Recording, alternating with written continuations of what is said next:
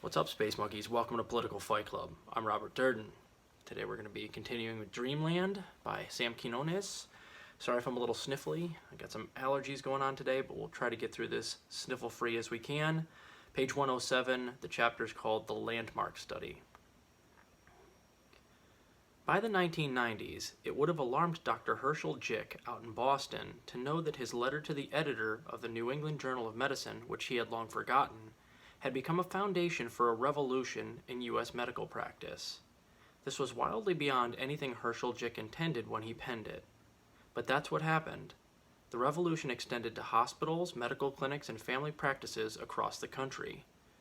It's unclear who retrieved the Porter and Jick letter from obscurity, but it appears to have been cited first as a footnote in Kathy Foley and Russell Portnoy's 1986 paper In Pain. In time, the paragraph became known simply as Porter and Jick.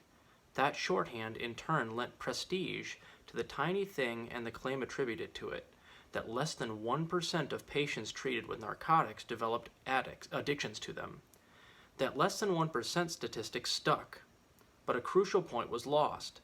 Jick's database consisted of hospitalized patients from years when opiates were strictly controlled in hospitals and given in tiny doses to those suffering the most acute pain, all overseen by doctors. These were not chronic pain patients going home with bottles of pain pills.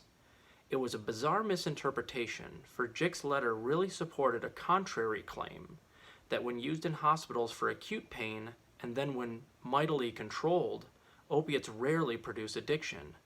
Nevertheless, its message was transformed into that broad headline, "Addiction Rare in Patients Treated with Narcotics." Others began citing its purported claim.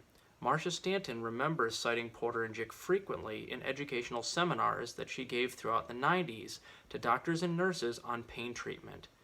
Everybody heard it everywhere. It was Porter and Jick. We all used it. We all thought it was gospel. A lot went into making it so. Porter and Jick appeared in that Bible of scholarly and journalistic rectitude, the New England Journal of Medicine. Medical professionals assumed everyone else read it, but only in 2010 did the NEJM put all its archives online. Before that, the archives only went back to 1993. To actually look up Porter and Jick, to discover that it was a one-paragraph letter to the editor and not a scientific study, required going to a medical school library and digging up the actual issue, which took time that most doctors didn't have. Instead, primary care docs took the word of pain specialists, who pointed to Porter and Jick as evidence that opiates were far less addictive for chronic pain patients than previously thought. Not that primary care doctors needed much encouragement.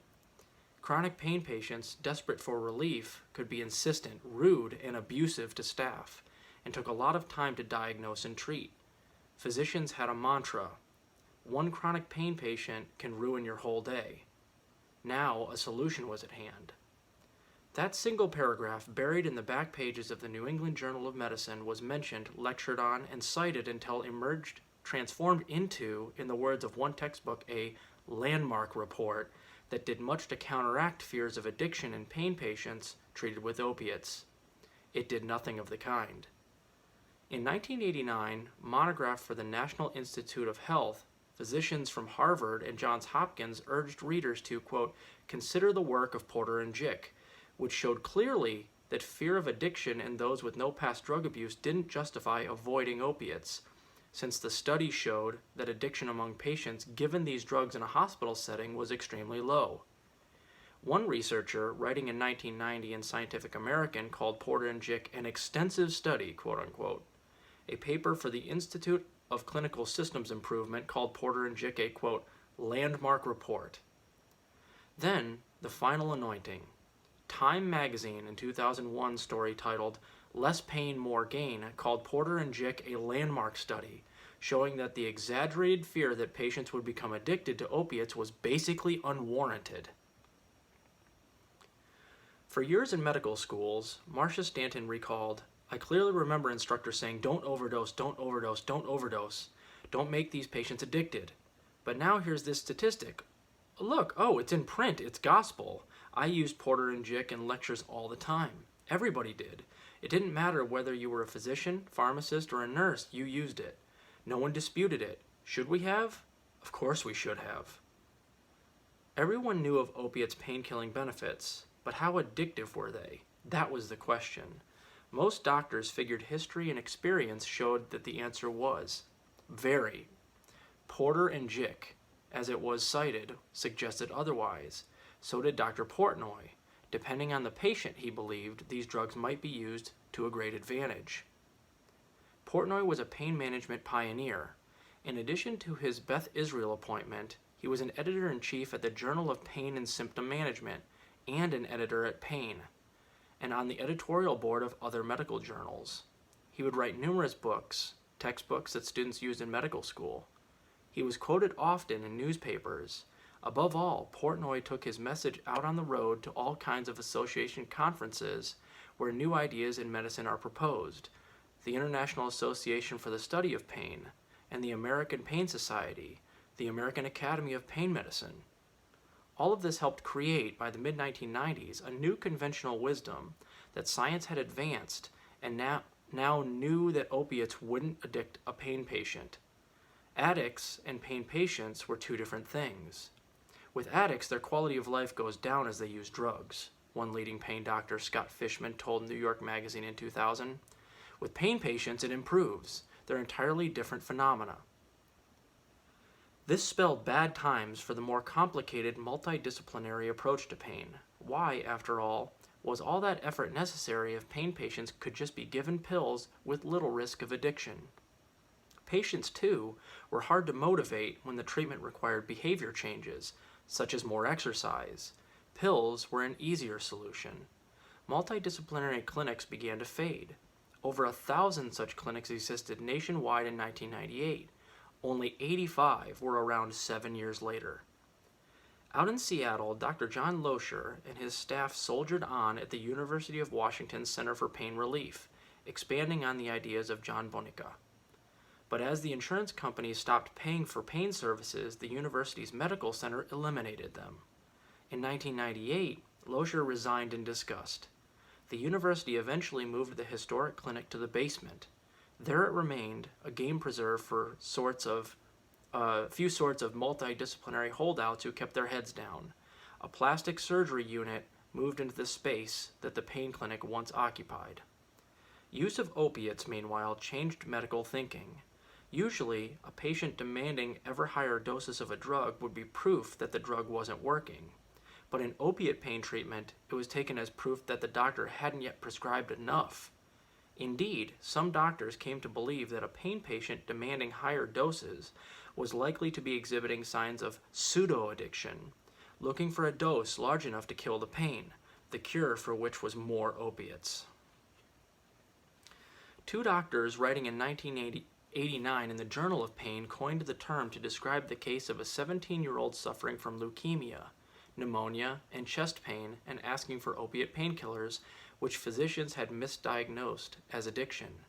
One of the authors, J. David Haddix, later went to work at Purdue Pharma as vice president for health policy. The other, David Weissman, later described what doctors ought to do in cases of pseudo-addiction. Build trust and aggressively increase the dose of opiates until pain was relieved, Weissman wrote. For all I know, pseudo-addiction may well be a real syndrome, but its importance to this story lies in that it helped nourish a growing body of thought that there was conceivably no limit to the amount of opiates a patient might need. Doctors might prescribe hundreds of milligrams a day. Certainly according to the widely accepted misinterpretation of Porter and Jick at least, there was minimal risk. No physician would simply go on with the same unsuccessful treatment, but that is what happens with opioids, said Loescher. Patients come and say, "That's great, doc, but I need more." The doctor gives them a higher dose. Then 3 months later, they say the same thing, and so on and so on. The point is if it were working, you wouldn't need more. Nevertheless, a movement was born, radiating out from a simple one-paragraph statement in 1980. Other documents were used as well. Portnoy and Foley's own 1986 paper about 38 patients, citing Porter and Jick, was among them. So too was a 1982 survey of supervisors at 93 burn units that found no patients growing addicted to opiates, and a 1977 study of a drug dependency in patients with chronic headaches. but it appears that none was cited nor misinterpreted as often as Porter and Jick. Dr. Herschel Jick, meanwhile, kept plumbing his ever-expanding patient databases. They could be, he believed, a source of clinically based information about drugs and their effects, something mankind had never possessed. He produced papers on a wide variety of topics, whether oral polio vaccines caused a collapsing of the bowels in children, whether certain oral contraceptives caused blood clots in women, and on the origin of a mumps epidemic in England. All the while, his 1980 letter was sparking a movement. It's an amazing thing, he said many years later. That particular letter, for me, is very near the bottom of a long list of studies that I've done. It's useful as it stands because there's nothing else like it in the hospitalized patients. But if you read it carefully, it does not speak to the level of addiction in outpatients who take these drugs for chronic pain. The next chapter is called Enrique Redeemed. That's on page 111. Hope you guys are enjoying the book. I know I am. Keep fighting that good fight out there.